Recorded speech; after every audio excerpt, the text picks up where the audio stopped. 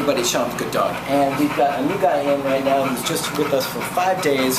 It's a little program we do for rescues. This is Nick.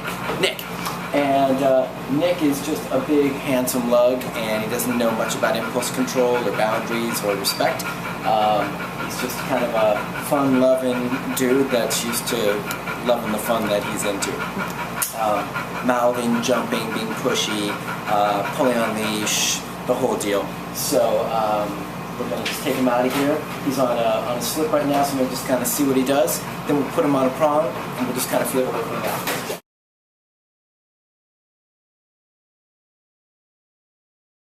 Okay, everybody, we had a little malfunction with our clip, and we got that sorted out. I'm not going to stop him from pulling out of the, or barreling out of the crate. I'm going to let him do his thing, and that way we get an unbridled response when he's on the walk, and then we'll get him fitted with the prong, and then I'll shoot doing crate stuff and boundaries with him a little later on. Let's check it out.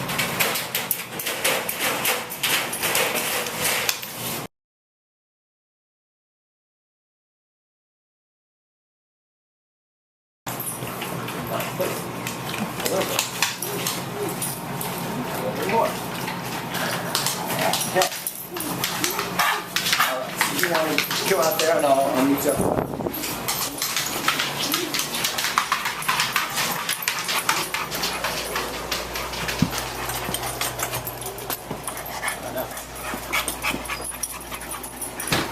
Wow.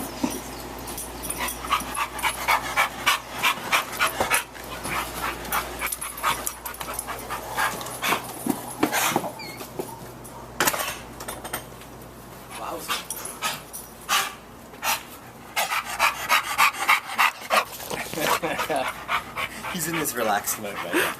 We're gonna let it work out. Okay, now. There we go. Let's go.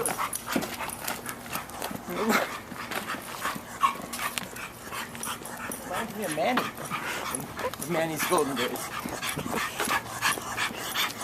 Oh my God, he's frothing. I'm not so sure that this would be an enjoyable walk for most folks, or for the dog.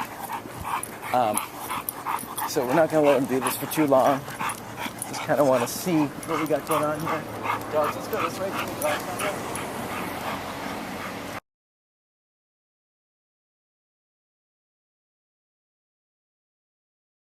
So this guy was originally in the divorce shelter, and sent to us by Royce, who's an awesome lady, who actually was the one who found Laura's Hercules and sprung him from the clink. And I think Hercules was on his last day, so she really saved Hercules' life. So pretty awesome stuff. So she does great work, and she sent him over here for us to work with them, get him tuned up so he can be more adoptable, because obviously that kind of stuff not going to make him very adoptable, except for somebody who really likes adventure in their life. I don't know how many people there are like that. Okay, now I got a fighting chance. Let's check him out down here where it's not too exciting.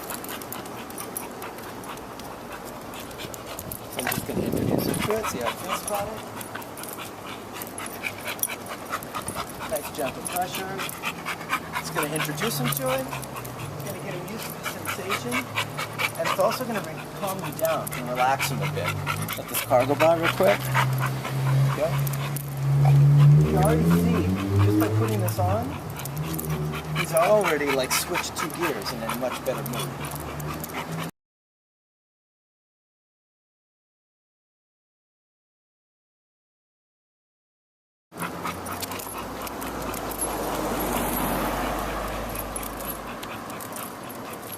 So now, I can influence this big lug in very minor little leash interruptions, pops, corrections, whatever you want to call them. It doesn't feel like it's quite enough to call it a correction. More information. Just telling him I want him right here. Every time he tries to pull a little bit, say, no, I want you right here. The reason I'm holding the leash in 2 hands, you used to see me hold it in 1, is if I'm going to be doing 180s with the dog, then I'm going to have it in two hands so I'm ready to do this kind of stuff.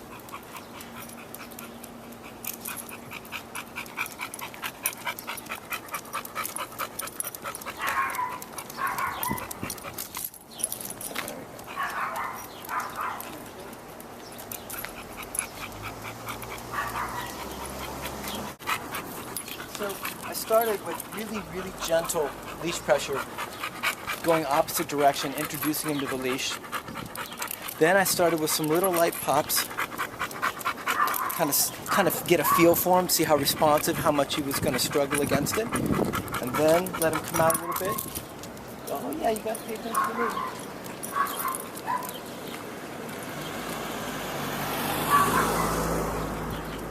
So doing a couple different things just to kind of feel him out and see what does he need to put him into a good mode. What I don't want to have to be doing is a bunch of pops, repetitious pops that are keying him up and getting him worked up. I would rather just go, oh yeah, remember you got to pay attention.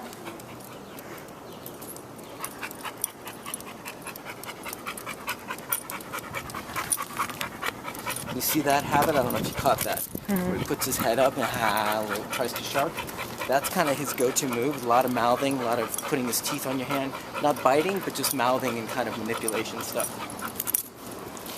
We're starting to focus in pretty good.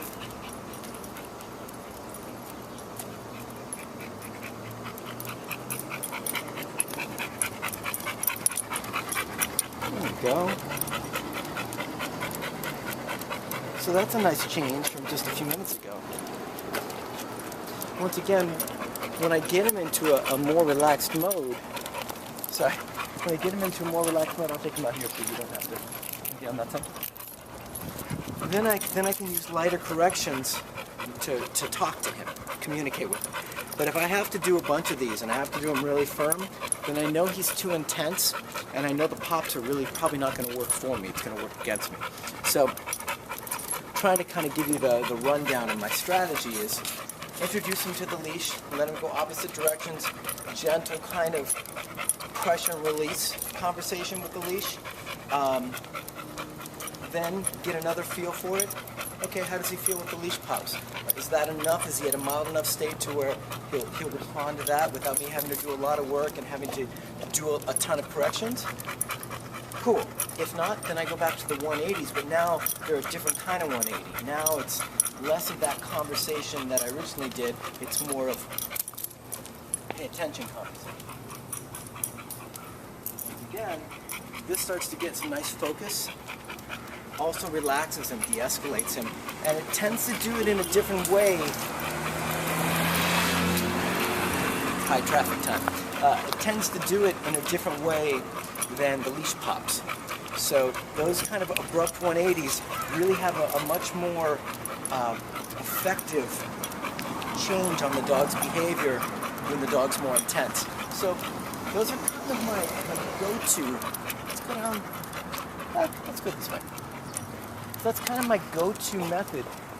I start off with the mild introduction. How does the dog feel about it? Okay, great. He's pretty comfortable with it. Get him de-escalate. Get him familiar with the feeling of the collar. Get him used to how to turn off the collar by giving into the pressure. From there, then I start walking a little bit. Little leash pops. How does he feel about that? If he's good with it, if he responds to those, I might just continue going with that if that's giving me a real nice thing and I don't have to do it too much. But if he's not responding and he's too worked up, then I'm going to do the abrupt 180s because I know those will tune him in, focus him, and de-escalate him. Now once those do their work, then I'll go back to the pops.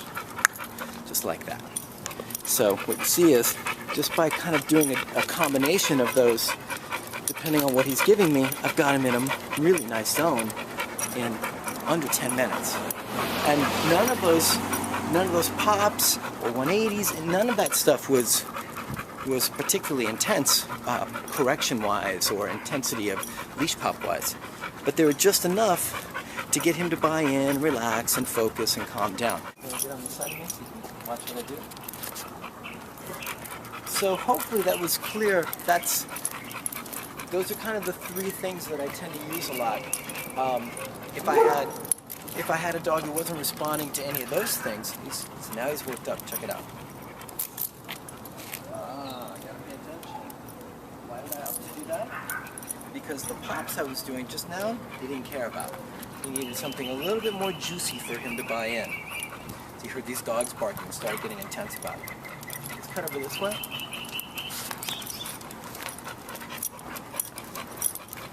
Now, if I had a dog that wasn't responding to any of those, right, and we got a serious customer on our hands, then I might use pet condenser to break through,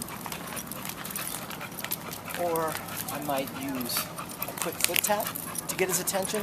Mainly, they're not about correcting so much as they are breaking focus. So what I'm looking for when I'm working with the dog is what kind of pressure delivered in what kind of fashion is going to help the dog tune in, relax, de-escalate, focus, and start to walk with me and be tuned in. So I'm really looking for, all right, try this. How does this work? How do you feel about this pressure? Oh, you like this? This works really well. Great. Oh, this one you don't care about? All right, let me find a different one. So the ones I showed you earlier tend to be the ones that work really nicely on most dogs.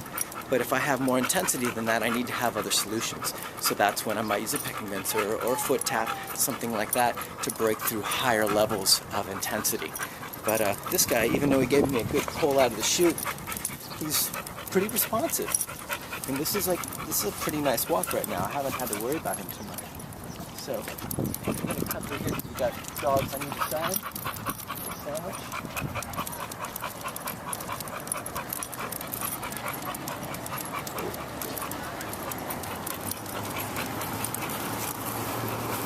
So if I can remind you guys about about the concept of you don't want to nag him over and over again with these leash pops. If he's not responsive to this, then I'm going to go to my next level thing. Because if I just keep doing this over and over and over again, it's just going to cause him to get more irritated and less tuned in, and he's going to be more stressed and hard to work with.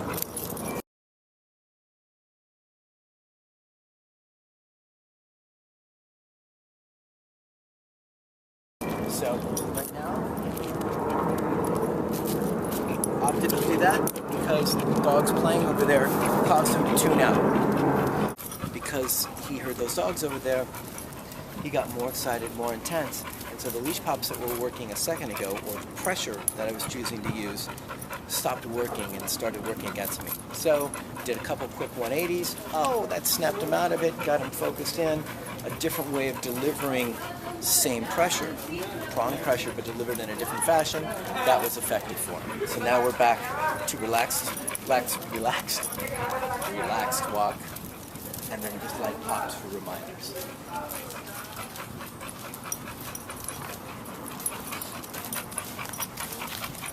That little something. And so, if anybody's interested in this gorgeous pair, him, Nick and Indy, or individually, definitely let us know, because they're both super sweet. They're really, really handsome. Hey, you're good boy. He's really handsome, sweet-natured guy. The cool thing is that just by doing this work that I've just done with him, a lot of his problems, mouthing stuff, you see, it's gone away. I haven't even addressed it. But by addressing the state of mind that causes him to mouth, the excitement, the intensity, that stuff just goes away. That's what we talk about all the time with our program.